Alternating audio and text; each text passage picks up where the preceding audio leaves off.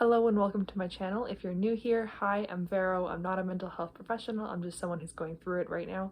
And if you're coming back, welcome back to my channel. Thank you so much for coming. I just wanted to do a get to know me video, but before we get started, I do just want to say I am not a professional. I am just someone who's sharing my journey. So this is just what works for me. This is just who I am. And if you need a professional person, please go get someone who can help you. If you want to learn just a bit more about psychology, I do recommend Psych2Go on YouTube. They're pretty good. They've helped me a lot. But yeah, just so it's out there. I am not a professional by any means. So I wanted to do a get to know me video just because I know I put a lot of reels out, or shorts I guess. I'm used to Instagram. And yeah, so you guys know exactly kind of who you're listening to. So I will start this by saying I grew up in the interior of British Columbia, kind of just in the middle of nowhere. Literally people got lost trying to find my house. So that was a very interesting and very fun experience, to be completely honest. But luckily I moved to Vancouver Island about 4 years ago. Just over 4 years ago actually, and that was kind of my dream, to be completely honest. I am a marine biology student, well, on a gap year right now. I love the ocean. I was going to university for marine biology. I love whales, and so that was kind of my big thing for me. That was really fun, and I got to go down to Vancouver Island, closer to where the whales were. I spent 2 summers on a remote island studying killer whales, so that was really fun. I mean, I was in a tent a lot of the time, but I would not trade that for the world. And then also last summer, I was a whale watch naturalist. I got to be on the boat and get paid to talk about whales, take photos of whales, and just be on the water, and it was an amazing experience. So while I was on Vancouver Island, I was primarily living with my parents or close to my parents. I will say that they're not the parents that you expect them to be. I was very much emotionally abused, and I suspected my mom was a narcissist. Again, I'm not a professional. I just noticed some traits with her were very similar to what I was reading about with narcissism, and I just felt very, very controlled in that atmosphere, and I was not having a very good time by any means, and definitely now I'm carrying some trauma from that. So I guess this whole kind of journey started when I was shaken awake, literally shaken, by a 4.1 magnitude earthquake in Victoria, BC.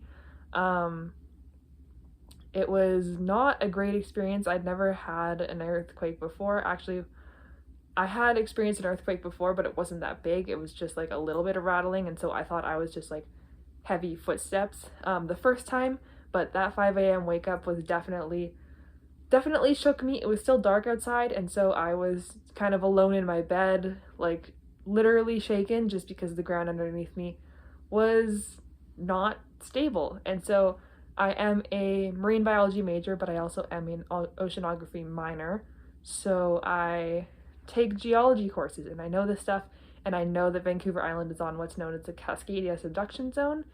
And so I did research, and I dug into what's known as the Big One, which is the big earthquake that is expected to hit Vancouver Island. And I did not like where the science was pointing me. I was not happy. Did not feel safe, and so I decided that I was going to move out of Vancouver Island. So a little bit before that earthquake happened, I was actually part of my mental health journey. It wasn't just emotional abuse. It was I have panic attacks. I have a diagnosed anxiety disorder. I am currently medicated for them, but they are very, very debilitating. And so that earthquake definitely did not help them at all. So because I had panic attacks, my parents kind of jumped on me, especially during this wave. It was pretty bad. And I was very burnt out from them. They were exhausting. And I had one day to myself. I had the day off of school, mostly. I had an appointment with my nurse practitioner at around 11 in the morning. And then I had to be on campus to do something related to geology a little bit later in the day. So I just wanted my day off to chill and do nothing and literally lay in bed and just sleep, because I was very, very tired. And what I didn't know was my parents. They were worried about me. I honestly think that their like love is just worry, control, and they hide like control under concern and love and worry, and it's a lot. I'll be completely honest. And anyway, so they were worried about me, and they were going to come down to Victoria where I was staying. Mind you, I was going to see them the very next day. I was tired, and so I was texting my mom, and I said, hey, I am tired. I want space today to do nothing. And she kept fighting back on me, and I was like, why? I said I'm setting a boundary. I don't want to people today. I want to chill. And she was not happy with that. So anyways, my dad ended up seeing me. He said he was going to be 5 minutes. He was 20 minutes. And then the very next day I drove home, even though I really didn't want to. My boundary had been like overstepped. I had said, hey, I have this boundary. I don't want to see people today. And they just were like, oh, we're worried about you. You don't get boundaries, essentially. And so that weekend, I have 17 minutes recorded on my phone of my parents guilt tripping me. Why did I record? Well, I just wanted to make sure that I wasn't overreacting, to be completely honest. I wanted to make sure that I was like validated for it, just because a lot of people will like dislike their parents or just not have fun, but mine were emotionally abusive, and so I guess I just wanted something there concrete on my phone to show people if they doubted what I was doing. So after that conversation, I had to rush back down to Victoria to pick up my friend who was going to be staying from another country, and I was driving away and I was just crying. I was just not happy. I had just been guilt tripped for 17 minutes straight. I was on the phone to my friend in tears, and I'm like, I can't do this anymore. I am cutting off contact with my parents because it is something that I was thinking about for a really, really long time, and now I finally got the courage to do it, and I had enough was enough. I was done. So I did cut contact, and it was a very weird conversation. They didn't respond how I thought they would respond. They genuinely thought they were good parents, and I think that's what kind of messes with me the most, because it felt controlling, it felt manipulative, it felt like they were gaslighting, it felt like they were guilt tripping me all the time, and I didn't really see how that could be a thing. Anyway, so I cut off contact, and I'm still in my second year of university, or second semester, sorry, and I had to figure out this move that I was doing because of the earthquake, and I had to figure out how to study for finals while in this kind of just emotional, yeah.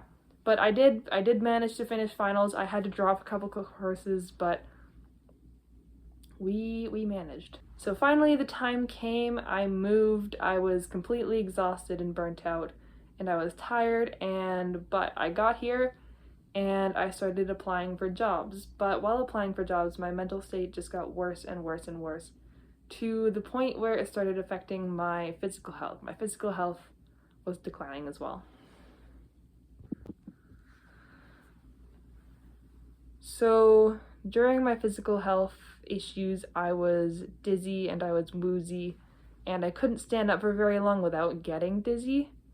And so I went to the hospital after the rodeo that I promised myself I would go to, and I said, hey, here's my mental health issues. I was extremely burnt out. I was not functioning very well at home, and I was dizzy and I was woozy.